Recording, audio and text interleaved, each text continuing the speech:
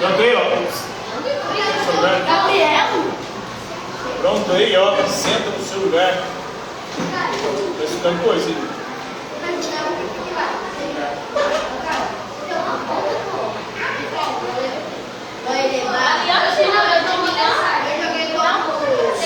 Chega. Pronto. Então, na aula de hoje, nós falamos sobre um pensador contemporâneo chamado Dalton Parsons. Ele viveu no século XX, 1902 e 1979, vai refletir sobre as configurações familiares e sobre a influência da família na formação da nossa identidade, da nossa personalidade. Você percebe na sua identidade, na sua personalidade, algo da sua família? Sim. Você parece com quem? Parece com o meu pai. Pai, com a mãe? Meu pai com quem? Parece com a minha irmã. Ô, Ti, fica aí, ó.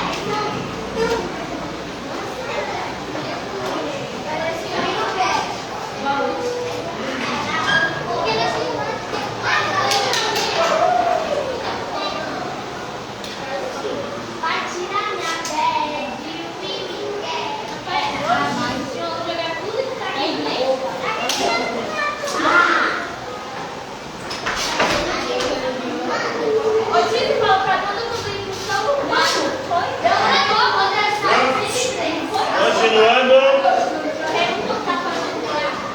Então, cada um de nós tem uma personalidade, uma identidade. O que significa?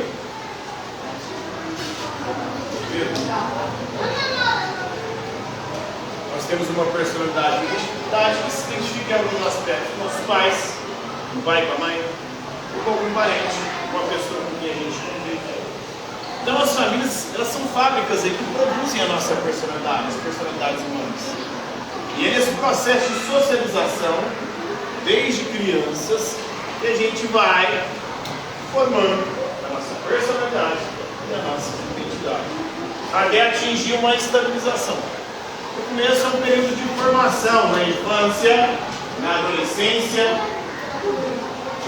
Nesse período a gente está formando a nossa identidade e a nossa personalidade.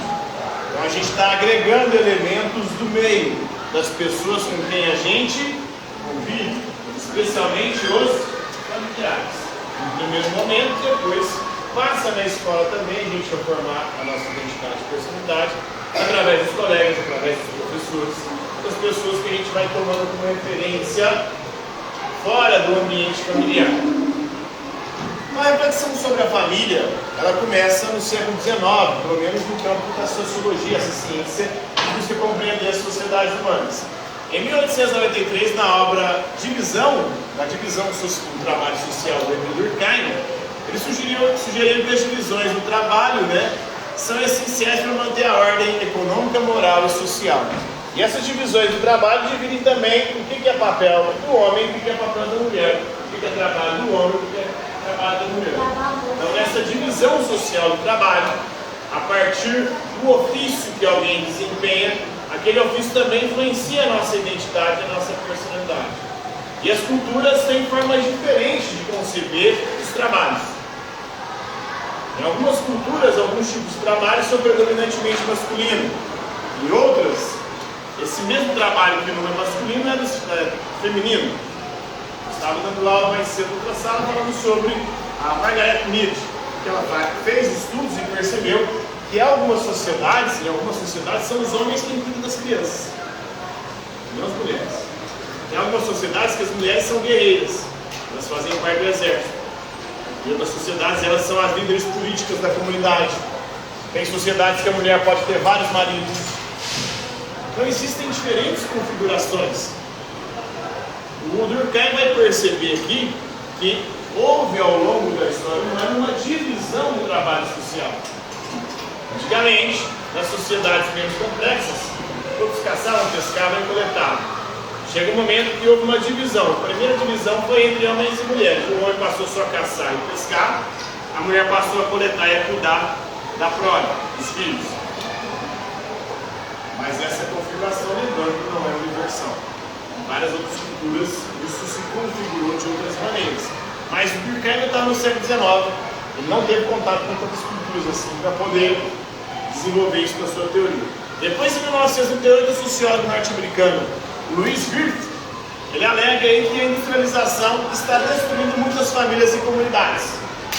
Então, a partir do século XX, o que aconteceu? Especialmente nesse contexto aqui, um contexto entre guerras, pré-Segunda Guerra Mundial, onde os homens foram para a guerra e as mulheres foram trabalhar fora.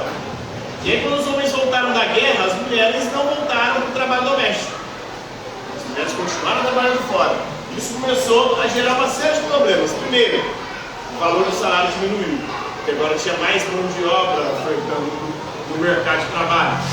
Quanto maior o número de mão de obra de pessoas no mercado de trabalho, a tendência de salários cair. Segundo, a configuração patriarcal, que era considerada natural, da mulher cuidando do lar dos filhos, começou a ser desfeita. Isso começou a gerar atritos entre os casais e nas famílias. Então, por isso que ele disse, né, uma visão conservadora, para ele estava acabando com a família, com a comunidade, o fato da mulher trabalhar fora. A industrialização levando a esse tipo de trabalho. Em 1975, o sociólogo britânico David Morgan, influenciado pela teoria feminista, ele argumentou na sua obra Teoria Social e a Família que privilegiar o núcleo familiar é potencialmente danoso. Principalmente a família nuclear. O que é a família nuclear? Papai, mamãe e filhos. Toda família é assim? Tem família que é pai e filhos, tem família que é mãe e filhos, tem família que o pai ou a mãe tem ali um parceiro, uma parceira do mesmo sexo, casado ou situações e circunstâncias onde há relações homoafetivas, homossexuais. Há famílias onde é o avô, a avó que cuida dos netos. Então, não é papai, mamãe e filho. Essa configuração é bem recente, na verdade. Ela começa a acontecer no século XIX nos Estados Unidos. Porque mesmo antes disso, a família não era nuclear. Todo mundo morava, geralmente, os familiares todos.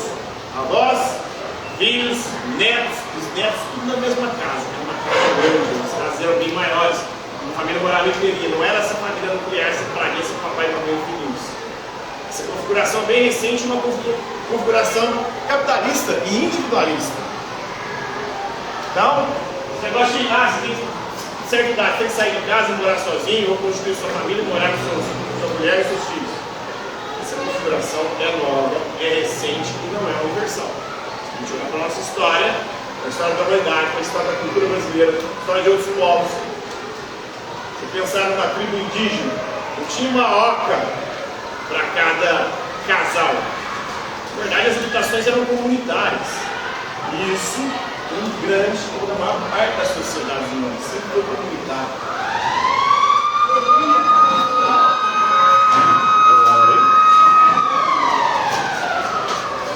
Então, só para terminar aqui, ó, vamos ver as materiais aqui, quando termino. Então, em 88, na obra Contrato Sexual, a cientista política britânica Carol Batman, ela revela que a noção de separado mas igual esconde o poder que os homens têm tanto na esfera privada quanto na pública. Então ela mostra um contrato social, um contrato de propriedade do homem sobre a mulher. E o homem poder fazer o que quiser com a mulher. Isso aqui, ela vai questionar esse modelo de contrato sexual, que é um contrato matrimonial, né? Um casamento. Um contrato onde a mulher entra com a submissão, o homem com o domínio, com o poder. Os abusos de uma família nuclear desempenham papéis apropriados aos gêneros aí. Que garantem uma sociedade estável. Na sociedade ocidental patriarcal, né?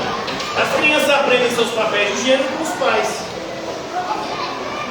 O menino aprende a ser mocinho, o menino vestindo e comportando-se com a mãe, e o menino com o pai.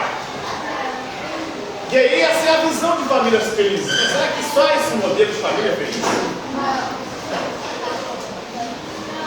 Só essa família nuclear? Então a importância da família e sua função para a sociedade é inegável, né? Por isso é a razão primordial de existir a diferenciação dos papéis sexuais. Mas essa diferenciação também é questionável. A família nuclear já foi considerada a unidade familiar tradicional, papai, mamãe e filhos. Mas hoje reconhece a existência de vários tipos de família, incluindo famílias de casais do mesmo sexo, ou de um só genitor, só o pai, sua mãe, ou os avós. Por outro é isso aí, galera. Vamos!